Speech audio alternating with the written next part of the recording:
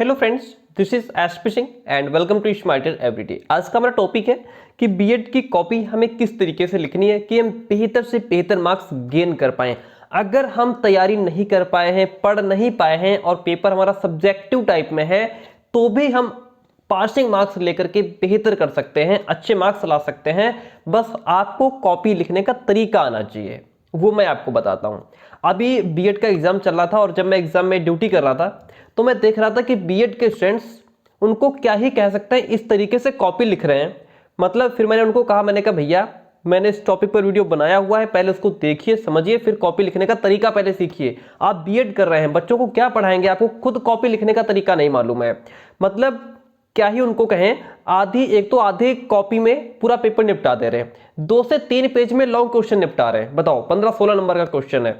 तो इस तरीके से, प्लस उनको हेडिंग डालने का नहीं मालूम है, कैसे हेडिंग डालनी है या किसको अंडरलाइन करना है, ये सारी चीजें उनको नहीं पता।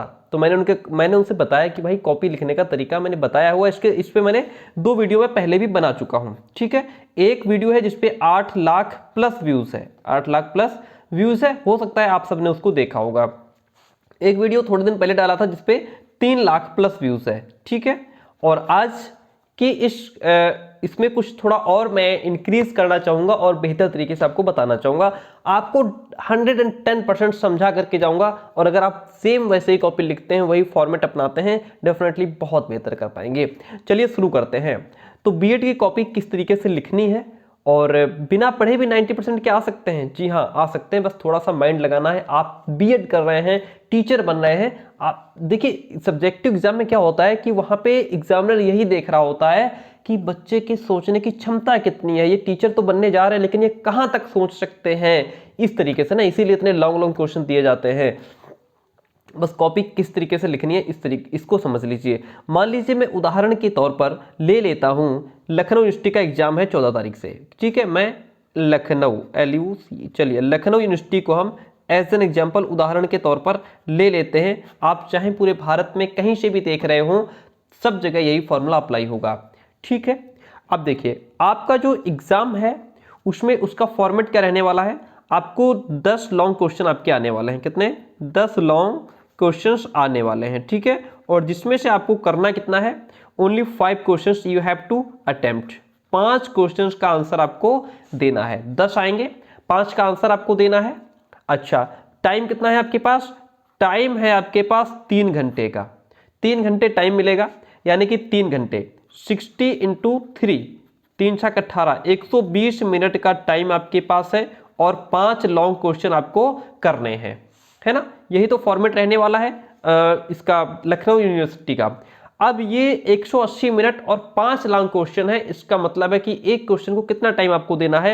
एक क्वेश्चन को आप टाइम देंगे 5 × 15, 5 × 30, 36 मिनट, 36 मिनट्स एक क्वेश्चन को कितना?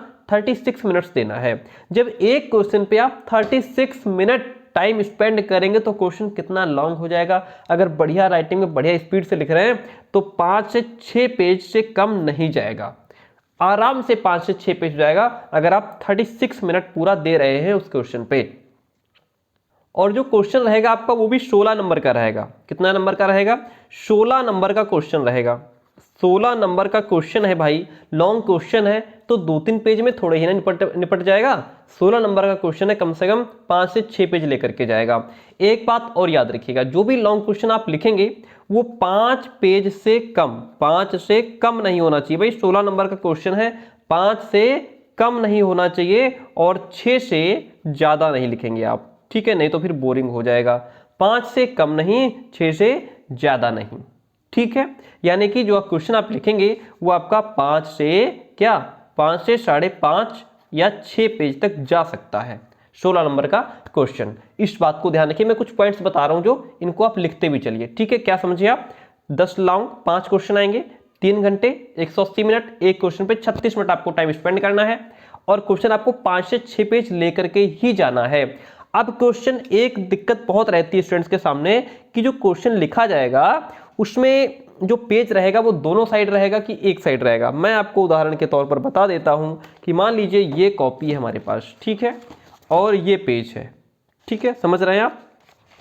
ये पेज है। ओके, अब इस पेज में क्या है कि इसमें दोनों साइड कहाँ है और एक साइड कैसे रहेगी। मैं आप जैसे कि ये आपका पेज नंबर 1 हो जाएगा, और फिर जब इसको पलट देंगे, जब हम इसको पलट देंगे ऐसे ऐसे पलट देंगे तो ये दूसरा पेज हो जाएगा। ये क्या हो जाएगा, ये आपका दूसरा पेज हो जाएगा। यानी कि ये 2 पेज हो गए। सामने कितना दिख रहा है, 1 पेज दिख रहा है ना ये, लेकिन ये 2 पेज हो गए। आप इधर भी लिख रहे हैं, आप इधर भी लिख रहे हैं, ये 2 पेज हो गए। ठीक है, 2 ये और 2 ये 4 और फिर 2 ये 6 पेज हो गए। ओके, बात समझ में आ गई। आप 5.5 कहाँ तक लिखेंगे, इसको हाफ लिख देंगे, जो साइड लास्ट वाला पेज रहेगा इसको हाफ लिख देंगे। तो बात समझ में आ गई कि कैसे आपको दोनों साइड लिखना है। अब बात करते हैं कि जैसे जो कॉपी आपको मिलती है बीएड में, उसमें ऑलमोस्ट जो है बीएड की कॉपी में क्या होता है, ऑलमोस्ट 1 साइड लाइन होती है। जैसे ये मान लीजिए ये कॉपी यहाँ से हमारी शुरू हो रही है, तो यहाँ पे ऑलमोस्ट वहाँ पे लाइन खींची हुई आती है एग्जाम में, बीएड के एग्जाम में, है ना। यहाँ पे लाइन ऑलरेडी खींची होती है, इधर आपको लाइनिंग नहीं खींचनी है, आपको फ्रंट सामने यहाँ पे लाइन खींचनी होती है।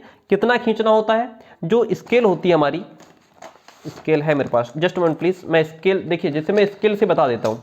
जैसे ये स्केल है तो आप इसको ऐसे रख लीजिए, बिल्कुल ऐसे साइड से, ठीक है, बिल्कुल ऐसे किनारे से, बिल्कुल किनारे से। कुछ लोग क्या करते हैं, ऐसे इधर छोड़ देते हैं फिर यहाँ से लाइनिंग करते हैं, ऐसे नहीं करना है।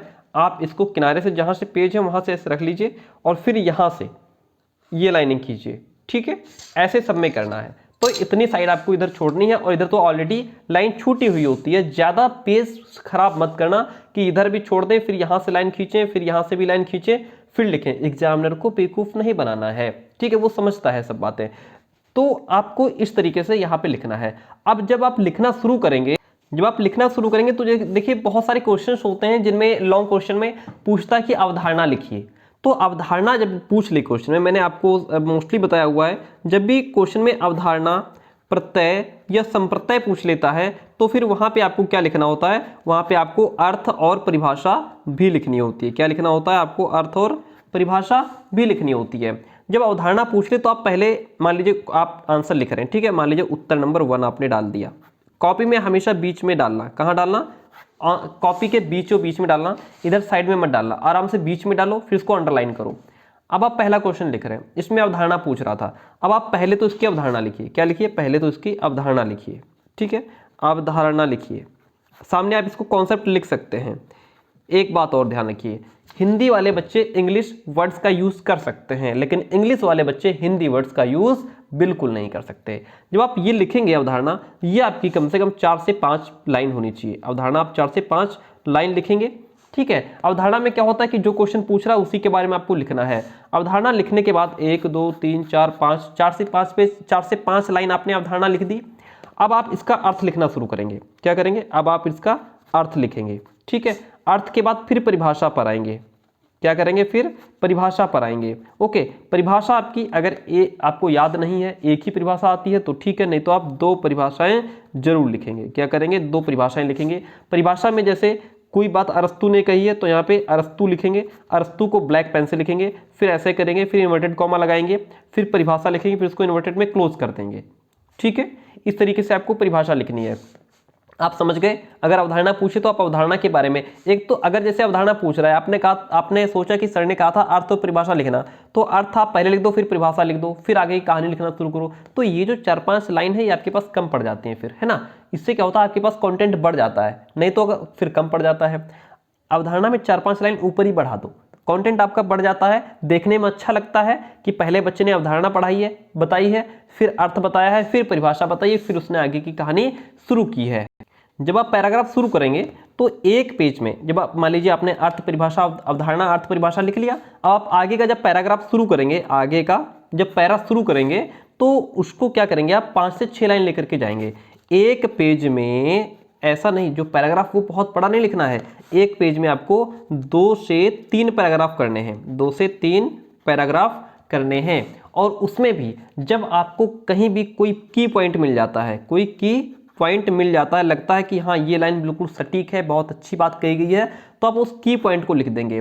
चाहे तो आप उसको अलग लाइन में लिख सकते हैं, क्या कर सकते हैं, अलग लाइन में लिख सकते हैं, या फिर अगर पैराग्राफ के बीच में वो लाइन आ रही है तो आप पैराग्राफ के बीच में लिख दीजिए। लेकिन पैराग्राफ आप ब्लू से लिख रहे हैं तो इस की पॉइंट को ब्लैक पेन से लिख दीजिए, उसको हाईलाइट कर दीजिए या तो इसको अंडरलाइन कर दीजिए। ठीक है, अगर उसको आप मान लीजिए भूल गए हैं ब्लैक पेन से लिखना तो ब्लैक पेन से उसको अंडरलाइन कर दीजिए, ताकि जो एग्जामिनर कॉपी चेक करते समय उसका फोकस कहां जाए, उस की पॉइंट पर।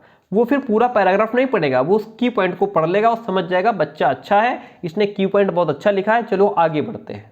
ठीक है, जब भी पैराग्राफ, तो मैंने क्या कहा, एक पेज में 2 से 3 पैराग्राफ आप कर सकते हैं। ये नहीं कि एक पेज में पूरा एक ही पूरी कहानी लिखते जा रहे हो सत्यनारायण की कथा, नहीं। पैराग्राफ अगर आपको नहीं आता है, नहीं चेंज हो रहा है, फिर भी आप चेंज कर दीजिए। 4 से 5 लाइन, 6 लाइन के बाद जितना भी आपको लगे सटीक, उस लाइन के बाद आप क्या करेंगे, पैराग्राफ चेंज कर देंगे। ओके, अगर नहीं चेंज हो रहा है या मतलब बड़ा होता जा रहा है, फिर भी आप उसको चेंज कर दीजिएगा। इस बात को ध्यान रखिए, पैराग्राफ चेंज करने से जो सामने लिखा होता है ना, अच्छा लगता है, और फिर आपकी एक एक लाइन बचती चली जाती है। क्योंकि जब भी आप पैराग्राफ, मान लीजिए आपका पैराग्राफ यहाँ पे खत्म हो गया, तो जो आप नया पैराग्राफ शुरू करेंगे वो यहाँ से नई लाइन से शुरू करेंगे, एक लाइन बीच में छोड़ने के बाद।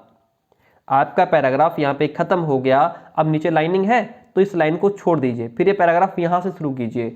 तो इससे क्या होगा, 2-3 लाइनें भी आपकी कम पड़ जाएंगी और आगे कॉपी फिल होती चली जाएगी।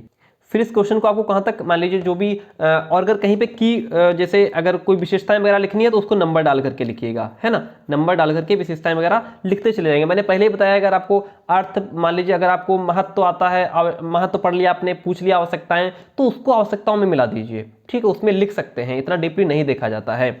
और जब ये मान लीजिए क्वेश्चन आपका एंड हो गया, ये क्वेश्चन आपका एंड हो गया, फिर आप जो नया क्वेश्चन शुरू करेंगे वो इसके आफ्टर नहीं शुरू करेंगे, इसके बाद शुरू नहीं करेंगे। आप हमेशा नया क्वेश्चन न्यू पेज से, नया क्वेश्चन नए पेज से लिखना शुरू करेंगे।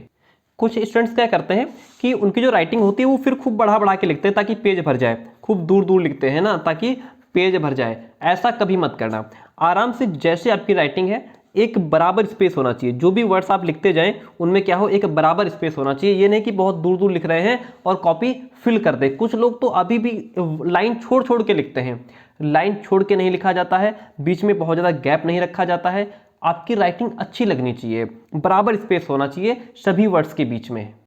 आई होप आप समझ पा रहे होंगे कि कॉपी किस तरीके से लिखनी है। दूसरी बात, जो आपके पास पेन हो वो पेन बिल्कुल नया पेन लेके मत चले जाना, न्यू पेन लेकर के वहाँ नहीं जाना है, अन्यथा वो आधा घंटे तक तो जो है कि दिक्कत करेगा ना। नया पेन आप जैसे कोई भी खरीद लाओ, है ना, तो वो पेन क्या करता है, स्टार्टिंग में प्रॉब्लम क्रिएट करता है, जल्दी चलता नहीं, स्मूथ नहीं चलता है। तो आप जो भी पेन लेकर के जाएंगे वो घर पे पहले कम से कम उससे 4, 6, 10 पेज लिखे होने चाहिए, तभी आप वो पेन लेकर के जाएं, वो वहाँ बढ़िया स्पीड देगा और स्मूथ चलेगा।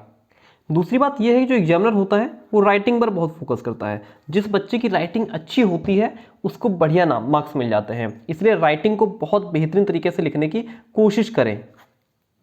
अब मैं आपको रिवाइज कराना चाहूँगा कि मैंने कौन कौन से पॉइंट्स बताए हैं। जैसे क्वेश्चन में ज़्यादातर अवधारणा पूछ लेता है तो आप अवधारणा लिखेंगे, ठीक है। उसके बाद अवधारणा कितनी मैंने बताई है, 4 से 5 लाइन अवधारणा में चली जाएंगी आपकी। फिर आप अर्थ लिखेंगे, उसके बाद परिभाषाएं, परिभाषाएं मैंने क्या बताई, 2 परिभाषाएं आपको लिखनी है। फिर मैंने कहा कि उसके बाद आप पैराग्राफ स्टार्ट करेंगे और एक पेज में 2 से 3 पैराग्राफ आप बना देंगे, ठीक है। 2 पैराग्राफ या 3 पैराग्राफ, जब भी नया पैराग्राफ शुरू करें एक लाइन बीच में छोड़ दीजिएगा पूरी, उसमें उसको टच नहीं करना है। पैराग्राफ लिखते समय जो भी की पॉइंट्स आपके हों वो आप पैराग्राफ से अलग भी लिख सकते हैं नीचे लाइन में, उसके बाद दूसरा पैराग्राफ शुरू कर सकते हैं। या अगर पैराग्राफ के बीच में कोई लाइन आपको लग रहा है कि ये सटीक और बढ़िया लाइन है तो उसको आप अंडरलाइन कर सकते हैं, अगर उसको ब्लैक पेन से लिखना भूल गए हैं तो, ठीक है। क्योंकि पैराग्राफ ब्लू से लिखते हैं, बीच में कोई लाइन आ गई हम भूल गए उसको ब्लैक से लिखना, तो उसको आप अंडरलाइन कर सकते हैं। क्वेश्चन जो है 5 से 6 पेज जाएगा आपका, लखनऊ यूनिवर्सिटी के अकॉर्डिंग 16 नंबर का क्वेश्चन है ना। तो उसको आप क्या करेंगे, 5 से 6 पेज आपका क्वेश्चन जाएगा। 16 नंबर का क्वेश्चन है तो एक क्वेश्चन पर आपको 36 मिनट स्पेंड करने हैं। राइटिंग पर बहुत फोकस कीजिएगा, राइटिंग आपकी बेहतरीन होनी चाहिए। हमेशा नए क्वेश्चन को नए पेज से ही लिखने की कोशिश करें। जहां पे क्वेश्चन खत्म हुआ है कुछ लोग वहीं से शुरू कर देते हैं, अरे पेज बचा के क्या करोगे, कॉपी एनफ मिलती है। दूसरी बात, सेकंड कॉपी नहीं मिलती, सेकंड कॉपी कभी नहीं मिलती, ठीक है। इस बात को ध्यान रखिएगा, सेकंड कॉपी नहीं मिलती। Use only blue and black pen, केवल ब्लू और ब्लैक पेन का ही यूज करना है, दूसरे पेन का यूज आपको ग्रीन, रेड या अदर नहीं यूज करना है। जब भी आप हेडिंग डालें, हेडिंग अंडरलाइन करने के लिए ब्लू स्केच का यूज कर सकते हैं, करेंगे नहीं मतलब कर सकते हैं। अगर आप चाहें कि मैंने यहाँ पे एक हेडिंग डाल दी है अवधारणा, ठीक है, क्या हेडिंग डाल दी आपने, अवधारणा, ये मैंने किससे डाल दी, अवधारणा हेडिंग पड़ी है हमारी ब्लैक स्केच से या ब्लैक पेन से, तो आप इसको ब्लू स्केच से अंडरलाइन कर सकते हैं। जो ब्लू स्केच होता है, मैं ब्लैक है, ब्लैक की जगह आप ब्लू ले सकते हैं, कोई दिक्कत नहीं है, ठीक है, अंडरलाइन किया हुआ अच्छा लगता है। तो ये मैं समझाने की कोशिश कर रहा हूँ, कोई भी हेडिंग डालें ब्लैक से, उसको आप ब्लू से अंडरलाइन कर सकते हैं, बाकी सबके पास ब्लैक स्केच तो होता ही है, कोई दिक्कत नहीं है। आई होप कि आपको वीडियो पसंद आया होगा। अगर पसंद आता है तो प्लीज वीडियो को लाइक जरूर कीजिएगा, चैनल पर है तो सब्सक्राइब कीजिएगा, अपने दोस्तों तक शेयर कीजिएगा, एक प्यारा सा कमेंट जरूर दे करके जाइए। थैंक यू सो मच, मिलते हैं बहुत जल्दी नेक्स्ट क्लास में। कोई डाउट रह गया हो तो कमेंट बॉक्स में छोड़ दीजिए।